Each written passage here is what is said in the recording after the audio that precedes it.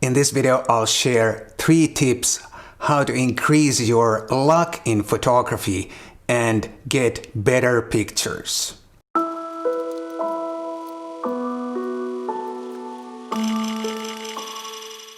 Hi guys, my name is Matti Sulanto. I'm a photographer and a Lumix ambassador from Helsinki, Finland. Have you ever wondered how come some photographers are so good? They publish only good work all the time. Do they get lucky all the time, or are they just so darn skilled?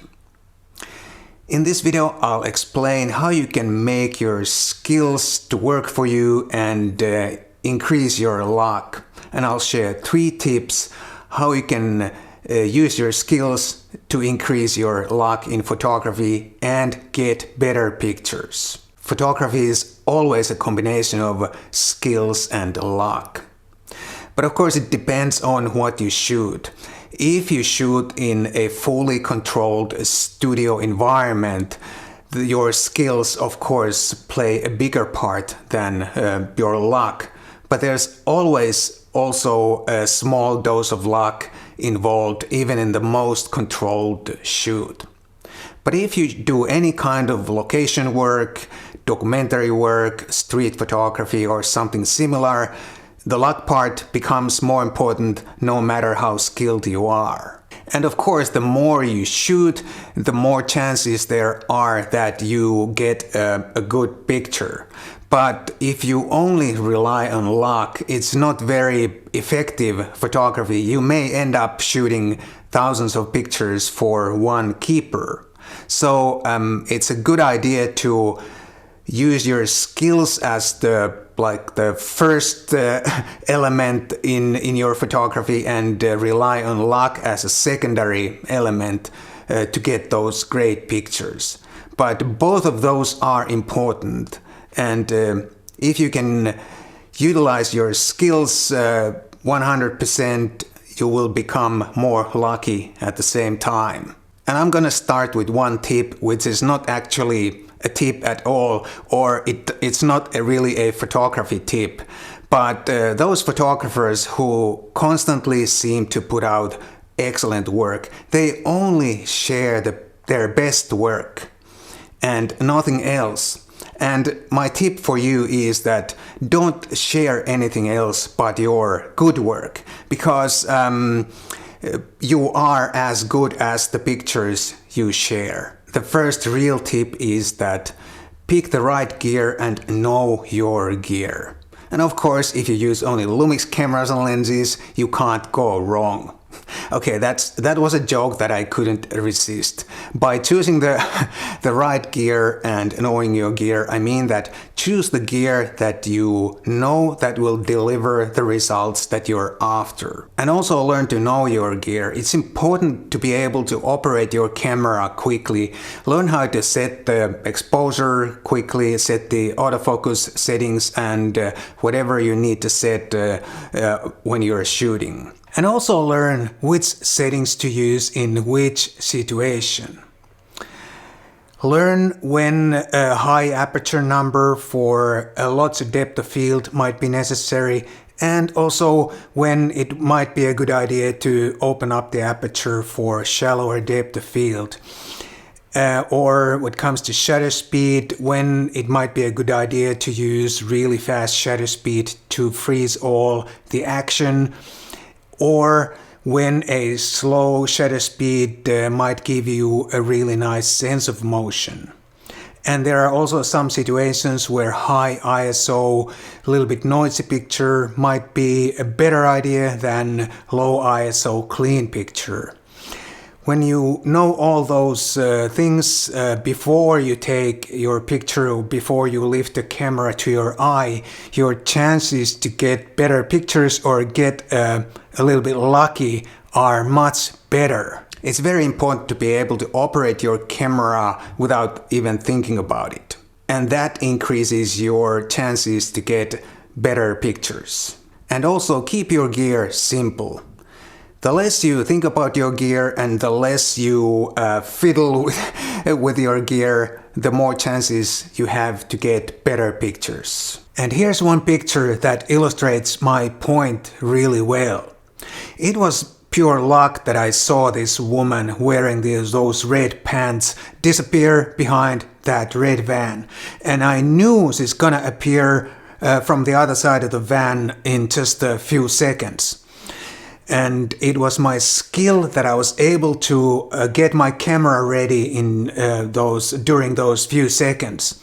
I turned my camera on, I set the correct exposure, correct zoom setting and the correct autofocus settings and everything I needed to in just 3-4 seconds. And I was ready when she appeared from behind the red van. I was ready to snap the picture. My second tip is that choose the right kind of light. Of course, that depends on what you shoot and what you want.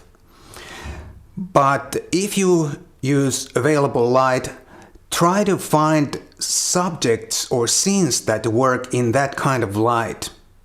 If you're shooting in, for example, in bright sunshine, try to find, for example, shadow shapes and sharp lines and stuff like that that work in that kind of light. And if it's an overcast day, try to find gradual tonal and color changes and soft shapes and stuff like that that are better in that kind of light. If you try to find sharp shadows on a cloudy day, you just can't find them. And if the light seems so bad that you think that you are not going to get any good pictures, don't shoot anything. Shoot only in good light or the kind of light that you want to shoot or that works for your pictures. And now let me show you a picture that I shot maybe 15 years ago in Sweden at Gotland Ring racetrack. And the picture is here. I shot this for a car magazine. And obviously I got a bit lucky with this picture if you look at the sun in the background. But my skills also played very important part in this picture. And let me explain the skill and luck part. Before we started to shoot this picture, I obviously mounted my camera on one of the Corvettes. And then I told the drivers how to position themselves and how fast to drive and all those things. And once we started to drive actually around the circuit or the track, I got some really nice shots. But at this particular point of track, the sun all of a sudden came out and created this beautiful background for me. And that was the luck part. But all the preparations was my skills. So essentially, with my skills, I created a base for some luck to join in and kinda give the finishing touch for my picture. And my tip number 3 is that pick the right situation and the right conditions for your picture. I'm using street photography here as an example. The skill part is to be able to recognize the spots where something interesting might happen. And learn also to predict the future. My neighbors are drilling something, so there might be some interruptions. Sorry about that. And also learn to predict the future, what is about to happen in a moment. And I'm using this picture as an example. It's probably not a masterpiece, but it works really well as an example. I thought if I stand on this particular spot, I might get a good picture if someone crosses the street. And all of a sudden, this old lady starts crossing the street. And at the same time, on the other side of the street, there's another old lady with almost identical outfit. So the skill part was that I recognized a spot where I might get a good shot, and the luck part was that there are two ladies with almost identical outfits. A good photo or photography in general is always a combination of luck and skills. And the balance of those two, luck and skills, depends on what you shoot. But if you can use your skills to 100%, you will also have better luck at the same time. So pick the right gear, pick the right kind of light, or try to make the subject and light work together and pick the right kind of conditions where to shoot, and you will get luck as a bonus. Thanks for watching. I'll see you in the next one.